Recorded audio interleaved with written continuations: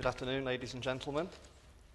I'm down today to talk to you about why I became a member of Help Rescue the Planet.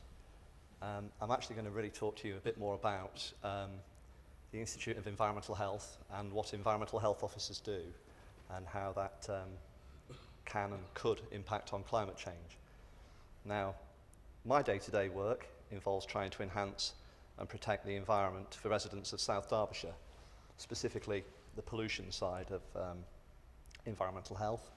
There are also food environmental health officers, health and safety, infectious diseases, control of that sort of thing as well. It covers a wide breadth of local public health issues. Now, as I say, I'm here to talk to you about environmental health and climate change. The Chartered Institute of Environmental Health, or CIEH, as it's often abbreviated to, of which I'm a member, is a registered charity, and it's the professional voice of environmental health. The CIEH has been at the forefront of environmental and public health for over 125 years. A bit of promotional work here to be done. There are over 8 million people around the world, including the UK, USA, Middle East, all holding CIEH qualifications.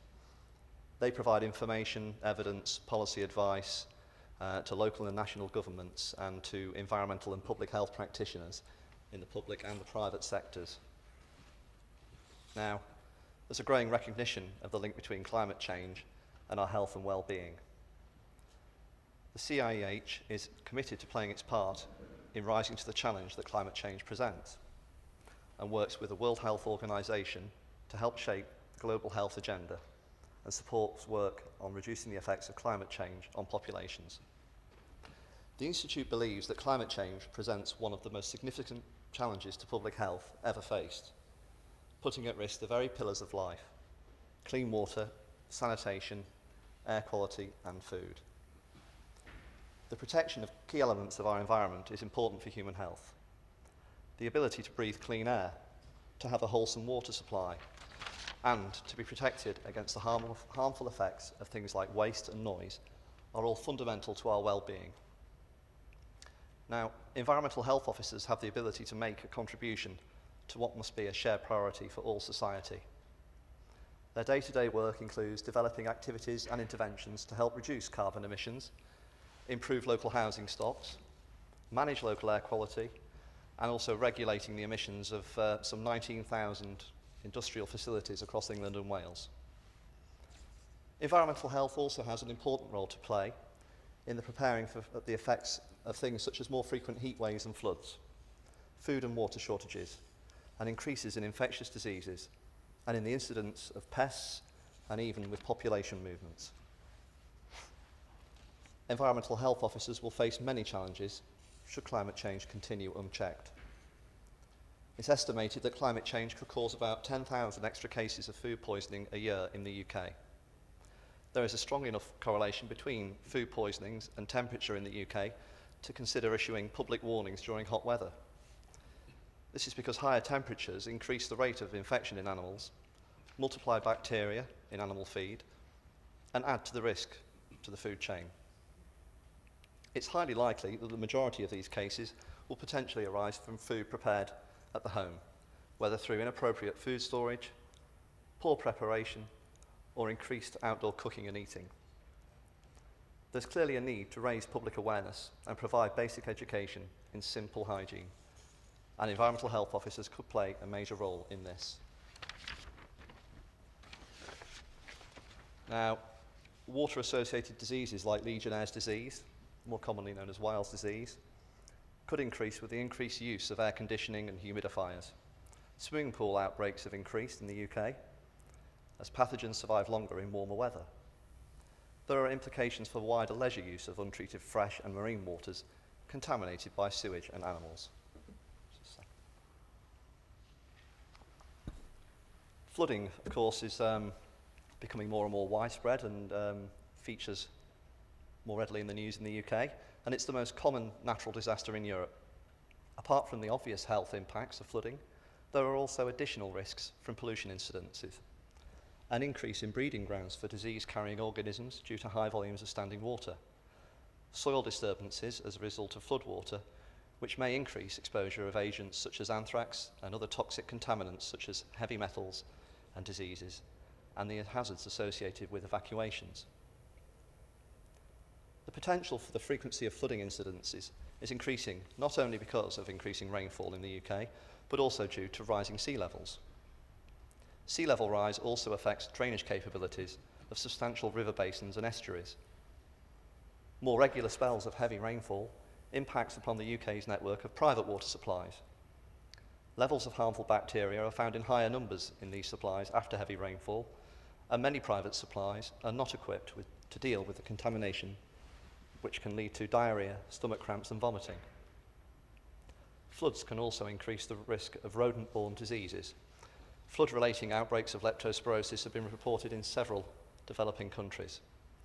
Given that there are significant concerns over the increasing prevalence of urban pests in the UK, there is a risk which needs to be considered more seriously. The breeding of other potential insect vectors following floods could become a matter of concern in the UK, particularly if coupled with warmer weather. As I've already mentioned, standing water, this creates an ideal breeding ground for mosquitoes. And the World Health Organization report, Public Health Significance of Urban Pests, argues that better control is required in this area, and it's currently declining. Now, as temperatures and rainfall increase, mosquitoes carrying the malaria parasite will extend their range. The Australian Centre for Epidemiology and Public Health estimates that up to 80 million more people will be living in malarial regions by 2080. And that might not sound of particular concern to us, but parts of middle and southern UK could allow for malaria transmission for 3 to 4 months a year by 2020.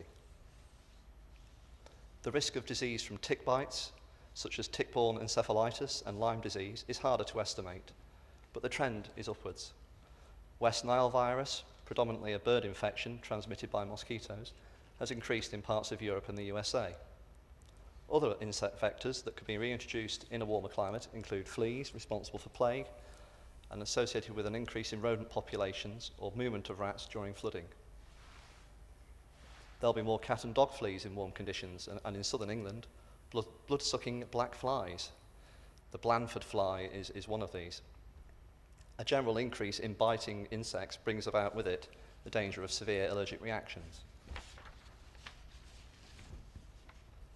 The midge menace may become more of an issue in tourist areas. House dust mites increase with their breeding when the humidity exceeds 60%, and so numbers will be expected to increase under warmer, damper conditions. And also, rates of melanoma, the most dangerous form of skin cancer, have risen by over 40% in the past decade, making it the fastest rising cancer in the UK. Melanoma skin cancer rates could treble over the next 30 years. More sunny days lead to increased sunburn, particularly in spring. The CIEH campaigns to raise awareness about the dangers of skin cancer, urging councils to provide shade in school playgrounds, protect employees working outdoors, and make shade provision a condition of planning permissions. The Institute has worked with Cancer Research UK, organised a national conference, Saving Our Skins, to help environmental health officers deal with skin cancer prevention. And if I can just summarise, the CIEH is committed to playing its part in rising to the challenge that climate change presents, and its environmental health officers have the means to deliver on that commitment. Thank you very much for listening. It's only a short speech. Has anybody got any questions?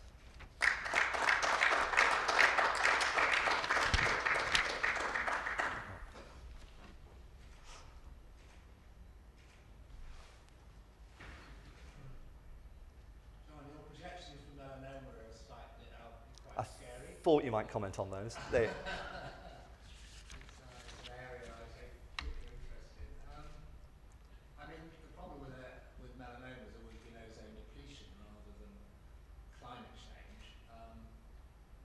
But presumably you're arguing that with global warming, people are more likely to take their clothes off and expose themselves. Is that the implication of what you're saying? It's not something that I've personally researched. I have to confess it is taken straight from the Institute's literature, so I couldn't really comment on how they've come to that conclusion, and I wouldn't really want to. Maybe you can send me their Certainly, yes.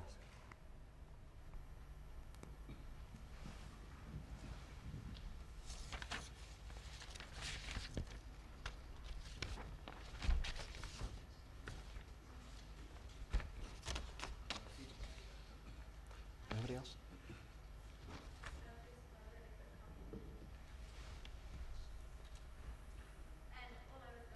Thanks very much, because that ties in so well with the rest of the week, having been here all week. And it's good that you didn't have a lot to say because it was scary. So it does build on what everyone else has said. So I think your talk was really valuable. Thank you. I mean, the one thing that the Institute, it does sound a bit gloom and doom, but they did also stress the fact that in the UK, the effects will not be anywhere near as marked as they will elsewhere in the world, but that we have an interest in ensuring with a global economy that everybody plays their part, and we have to protect our neighbours as well. So I left that bit out.